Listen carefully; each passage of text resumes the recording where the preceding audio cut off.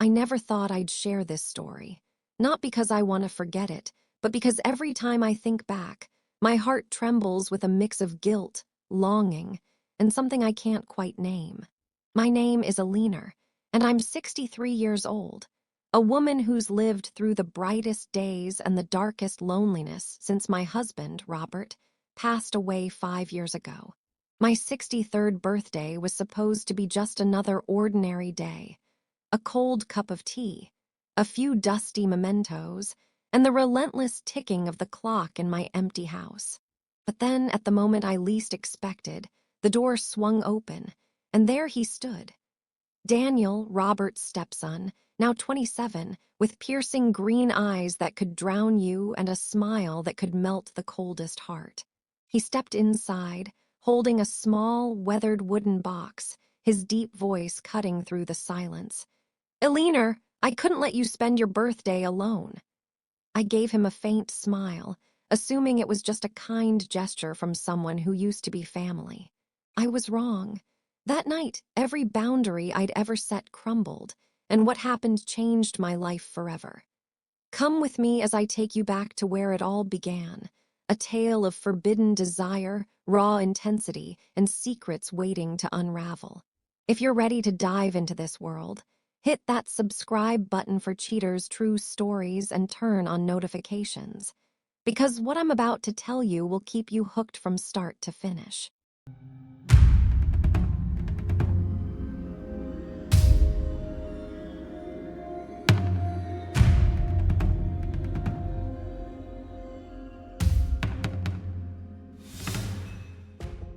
Daniel wasn't a stranger to me.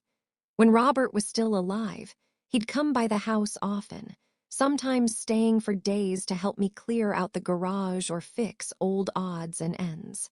Back then, he was just 20, a lanky, awkward kid with a contagious laugh and a knack for silly stories that always made me smile. But everything shifted 3 years ago, on a night we sat too close by the fireplace. I can still picture it. The flickering glow casting shadows on his face, his gaze lingering too long, no longer the innocent look of a stepson, but something deeper, something dangerous. I told him to leave that night, my voice shaking as I tried to hide the panic clawing at me. After that, he vanished, no goodbye, no explanation. I told myself it was for the best, that the fleeting spark between us was wrong, a mistake that should never see the light of day. But no matter how hard I tried, I couldn't erase him. His smile haunted my dreams, his voice echoed in my quiet moments. I buried it all deep down until that birthday. When Daniel showed up at my door, I barely recognized him. He was taller now, broader, with dark hair falling over his forehead and those green eyes sharper than ever.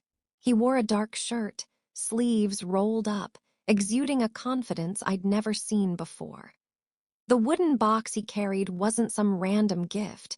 He opened it to reveal an old record player, the kind I'd once mentioned in passing years ago.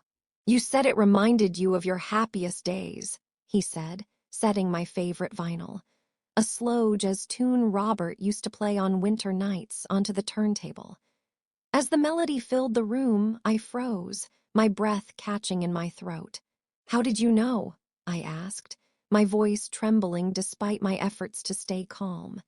Daniel stepped closer, his eyes locking onto mine like I was the only thing that mattered. "Because I never stopped thinking about you, Alina.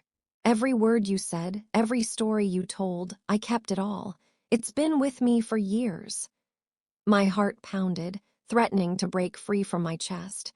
I took a step back, gripping the edge of the table to steady myself. "Daniel, you shouldn't be here. This isn't right." But he didn't waver. He closed the distance, his hand resting over mine, his warmth seeping into my skin and sending a shiver down my spine. "I ran for 3 years, Alina," he said, his voice low and thick with emotion. "I tried to forget you, tried to build a life without you. But everywhere I went, everything I did, I saw you.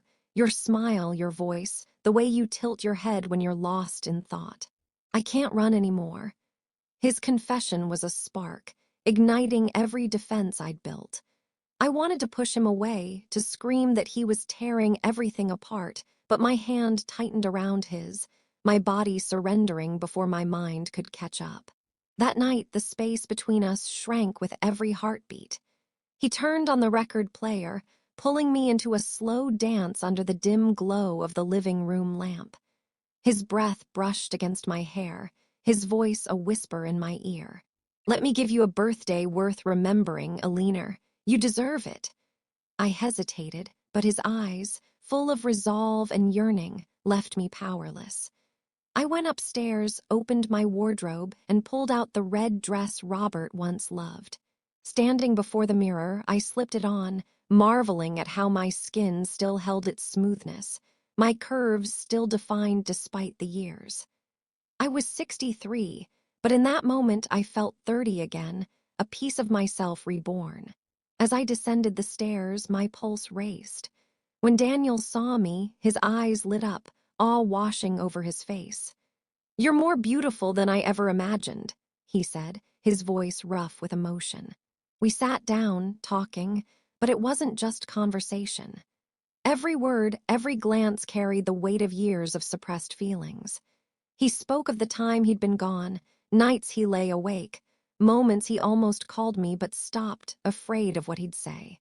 "I was scared of myself, Alina," he admitted, his knuckles white as he gripped the armrest. "Scared that if I stayed near you, I wouldn't hold back." I trembled, fighting to keep my voice steady. "Daniel, you know we can't. I was your stepmother." He looked up, his gaze blazing. "I don't care, Alina. I never saw you that way. To me, you've always been the only woman I want." The breaking point came when he stood, pulling me into his arms. His lips met mine, not soft, but fierce, a release of everything he'd held back. I shoved him away, panic surging through me. "Daniel, stop, we can't do this." But he didn't back down. He drew me close again, his hands framing my face, his voice hoarse. "You feel it too, I know you do. Stop running, Alina, I see it in your eyes." And I broke. I closed my eyes, letting myself fall into him. The red dress slipped to the floor, and in the shadowed room, I let him guide me past every line I'd sworn never to cross. His touch was fire, burning away guilt and reason. I told myself it was just once, a fleeting lapse, but we both knew it was a lie. Afterward, sprawled across the sofa beside him, I shook with the weight of what we'd done. His breathing mingled with mine, his fingers tracing through my tangled hair. "I won't leave you alone anymore," he murmured, his tone resolute. Then he sat up, grabbing his phone and pulling up a photo. A small wooden cabin by the sea, isolated and serene, waves lapping at its edges. "I bought this," he said, his eyes never leaving mine.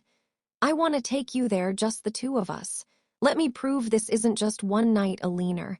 This is what I've dreamed of." My heart thundered, not with joy, but with fear. I stared at him, and in his gaze I saw a promise and a shadow of something darker. What awaited me at that cabin? A new beginning or a secret he hadn't yet revealed?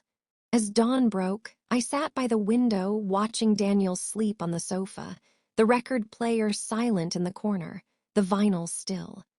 Last night wasn't just a birthday. It was a door I'd walked through, one I couldn't shut behind me. That cabin by the sea, was it the paradise he promised, or a trap waiting to close around me? I didn't know. But when Daniel stirred, opening his eyes and flashing that smile, gentle yet edged with danger, I realized something terrifying. I didn't want to know. I just wanted to keep going, even if it meant risking everything I'd ever believed in. This isn't the end. Our story's only beginning, and what's coming next will chill you to the bone with its twists and secrets.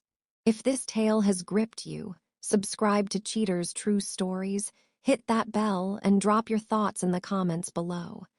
What do you make of this turn? Should Alina trust Daniel and follow him, or is she racing toward a nightmare? Tell me, I'm dying to hear what you think.